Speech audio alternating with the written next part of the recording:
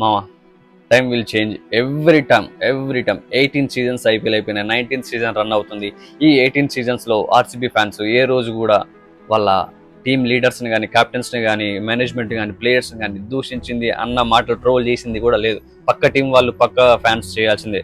కానీ ఏ రోజు కూడా ఆర్సీబీ ఫ్యాన్స్ డిసప్పాయింట్ అయ్యలేదు. స్టిల్ సపోర్ట్ చేసుకుంటూనే టీంని ఇంతవరకు తీసుకొచ్చారనమాట. అందుకే లాయల్ ఫ్యానిజం ఈజ్ ఆర్సీబీ. అందుకే ఆర్సీబీ ఇవాళ అంత రేంజ్ లో ఉంది. ఆర్సీబీ నెట్వర్క్ పెరిగింది. అందుకే RCB one of the best franchise, highest fans ఉన్న టీమ్స్ లో RCB one of the best అని చెప్పొచ్చు. ఎందుకంటే వరల్డ్ లోనే 5 టీంలలో ఫ్యాన్స్ ఎక్కువ ఉన్నారు.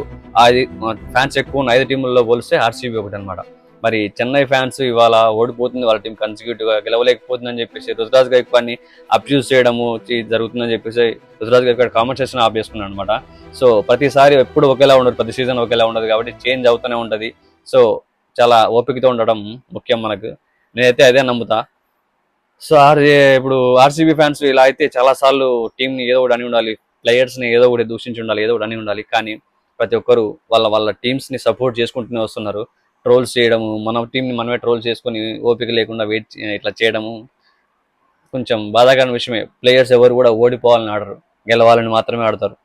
ఈవెన్ రుతురాజ్ గైక్వాడ్ కూడా గెలవాలని ఆడతాడు కదా.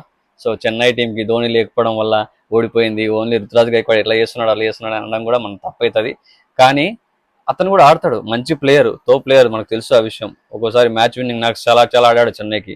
అలాంటి ప్లేయర్ని ఇలా అనడం కూడా కొంచెం బాధాకరమైన విషయం.